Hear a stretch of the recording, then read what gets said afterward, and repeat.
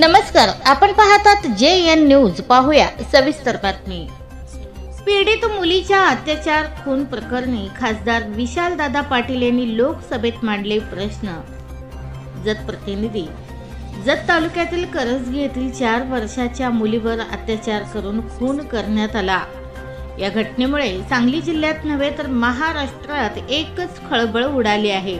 या प्रकरणानंतर आरोपीस जेरबंद करण्यात पोलिसांना यश आले आहे. या नराधमास फाशीची शिक्षा व्हावी यासाठी सर्वपक्षीय नेत्यांनी मोर्चा काढले. खासदार विशालदादा पाटील यांनी लोकसभेत प्रश्न मांडत जत तालुक्यातील करजगी येथील 4 वर्षीय मुलीवर अत्याचार करून खून करण्यात आला. यामुळे कायदा सुव्यवस्थेचा प्रश्न निर्माण झाला असून सुरक्षेबाबत काय निर्णय घेणार असा सवाल खासदार विशालदादा पाटील यांनी लोकसभेत मांडत त्या नराधमास फाशीची शिक्षा व्हावी अशी मागणी केली आहे. 7 साल की बच्ची पे दुष्कर्म करके उसका खून किया गया.